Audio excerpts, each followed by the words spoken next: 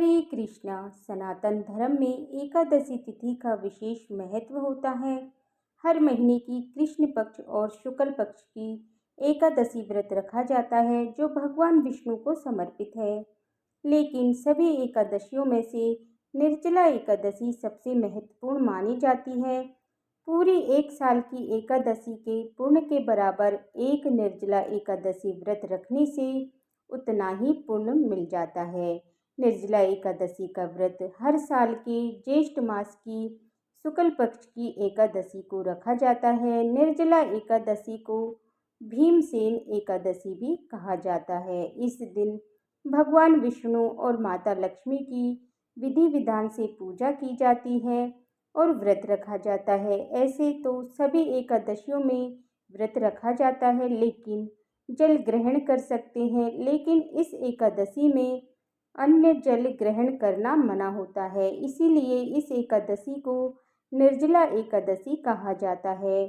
लोग इस दिन बिना पानी पिए व्रत रखते हैं। ऐसा माना जाता है कि इस व्रत को करने से सभी एकादशियों के व्रत के बराबर फल मिलता है। निर्जला एकादशी का व्रत करने से सारे पाप धुल जाते हैं और पुण्य फल की प्राप्ति होती है। साथ ही मृत्यु के पश्चात मोक्ष की प्राप्ति होती है। निर्जला एकादशी का एक व्रत करने से साल की सभी एकादशी के व्रत का पूर्ण फल प्राप्त होता है। ऐसा हमारे शास्त्र कहते हैं कि निर्जला एकादशी का व्रत बहुत कठिन माना जाता है, क्योंकि गर्मी के मौसम में निर्जला एकादशी का यह व्रत पड़ता है और निर्जला एकादशी के व्रत में पूरे 24 घंटे से भी अधिक समय तक हमें बिना पानी के बिल्कुल निर्जल रहना होता है। तो इसीलिए इस व्रत को बहुत कठिन माना जाता है। जो भी भक्त निर्जला एकादशी का व्रत पहली बार कर रहे हैं, उनके मन में निर्जला एकादशी से जुड़े कुछ सवाल होते हैं। उसमें ही एक सवाल हम आज की इस वीडियो में देने वाले हैं।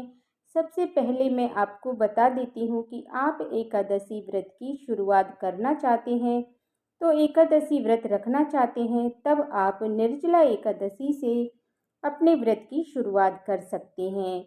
अब देखिए, जो पहली बार निर्जला एकादशी का व्रत कर रहे हैं, उनके मन में एक प्रश्न आता है कि निर्जला एकादशी का व्रत ही हम निर्जल रखना चाहते हैं, लेकिन क्या हम बिना पानी पिए रह पाएंगे? अगर हम पूरे दिन बिना पानी पिए नहीं रह पाए तो क्या होगा? क्या हमारा व्रत भंग हो जाएगा, टूट जाएगा? हम सूर्यास्त के बाद या हम सोने से पहले पानी तो पी सकते हैं और बीच का सारा दिन हम निर्जल व्रत कर लेंगे।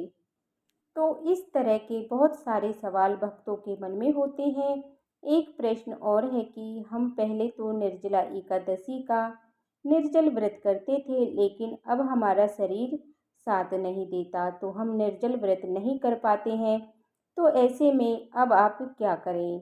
तो इस सभी सवालों के बारे में आप जानेंगे। देखिए, शास्त्रों के अनुसार निर्जला एकादशी का व्रत अगर आप निर्जल रखना चाहते हैं तो वह व्रत 10वीं की रात्रि से शुरू हो जाता है। यानी आप 10वीं की रात में जब आप भोजन कर लेते हैं, उसके बाद से आपको कुछ भी खाना पीना नहीं होता है। उसके बाद आप एकादशी के दिन पूरे दिन आप निर्जला उपवास करते हैं। फिर द्वादशी में पारण के बाद ही आप पानी पी सकते हैं, यानी अपना व्रत खोल सकते हैं। लेकिन आजकल तो इतना कठिन व्रत हर कोई नहीं कर पाता है, तो आप इतना कठिन व्रत नहीं रख सकते हैं। तो आप सूर्य उदय से पहले, जैसे ब्रह्म मुहूर्त का समय होता है, लगभग 4 बजे से ब्रह्म मुहूर्त शुरू हो जाता है, उससे पहले आप पानी पी सकते हैं। ब्रह्म मुहूर्त यानी सुबह 4 बजे से पहले आप बहुत सारा पानी पी लीजिए। उसके बाद जब सूर्य उदय हो जाए तब अपना निर्जला उपवास रखें। लेकिन एक बात का ध्यान रखें, अगर आपका शरीर साथ नहीं देता है या आप अस्वस्थ हैं या बिना पानी पिए आपको परेशानी होती है, तब आप निर्जला एकादशी का निर्जल उपवास बिल्कुल भी ना रखें। आप जैसे और एकादशी, जैसे हम फलाहारी उपवास रखते हैं, उसी तरह से इस एकादशी पर ही फलाहारी उपवास रखें। अब यहीं पर प्रश्न लेते हैं कि उन भक्तों का जो पहले निर्जल उपवास रखते थे लेकिन अब नहीं रख पाते, तो अब हम क्या करें? तो देखिए, आप निर्जला उपवास रखते थे तो आप निर्जला उपवास का उद्यापन कर दीजिए और फिर से निर्जला एकादशी का व्रत शुरू करें जो कि फलाहारी हो। और एक बात, अगर आप अपने स्वास्थ्य की वजह से अब एकादशी का व्रत नहीं रख पा रहे हैं, तब आप सिर्फ भगवान की पूजा कर लें। एकादशी के दिन आप व्रत नहीं कर सकते हैं, मतलब खाना पीना नहीं छोड़ सकते हैं, लेकिन बाकी नियमों का पालन तो कर सकते हैं और भगवान की पूजा कर सकते हैं। इससे भी भगवान प्रसन्न हो जाते हैं।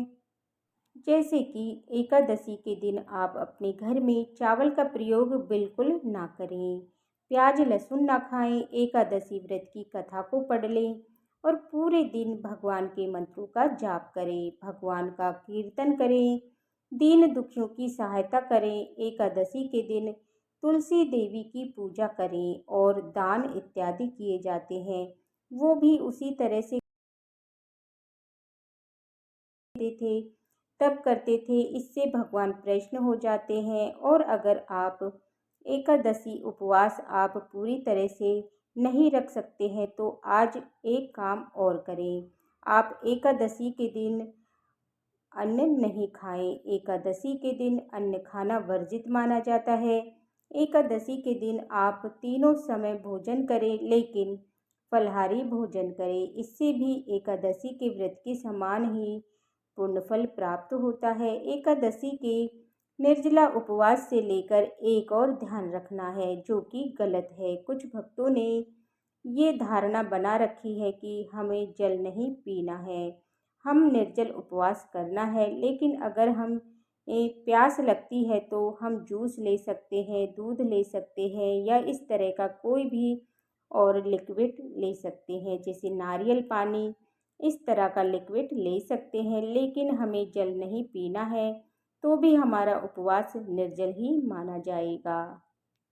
तो देखिए, ऐसा नहीं है, अगर आपने निर्जल उपवास किया है तो आपको पूरी तरह से निर्जल ही उपवास करना है। अगर आप पूरे दिन का निर्जल उपवास नहीं रख सकते हैं, तब आप फलाहारी उपवास का ही संकल्प करें। सुबह जब आप भगवान की पूजा करते हैं, एकादशी व्रत का संकल्प करते हैं, उसी समय इस तरह का संकल्प करें कि मैं आज एकादशी के दिन पूरे दिन निर्जल उपवास करूंगी या फिर फलाहारी उपवास करूंगी।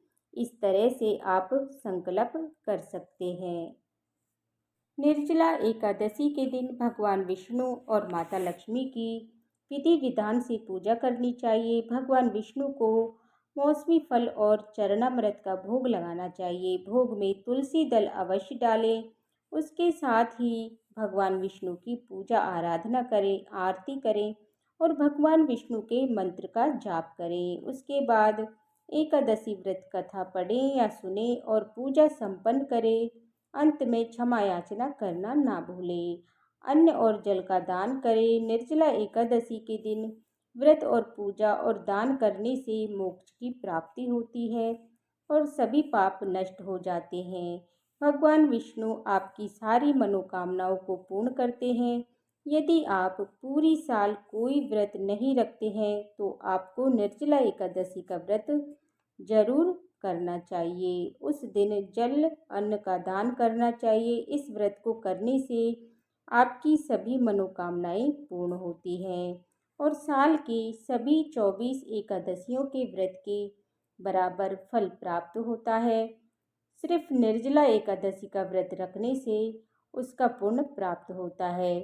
तो ये थी आज की वीडियो की संपूर्ण जानकारी। अगर आपको ये जानकारी अच्छी लगी हो तो वीडियो को लाइक करें और चैनल को सब्सक्राइब करें और बेल आइकन बटन को प्रेस करें, जिससे कि आने वाली हर वीडियोज का नोटिफिकेशन आप सभी को समय पर मिलता रहे। हरे कृष्ण।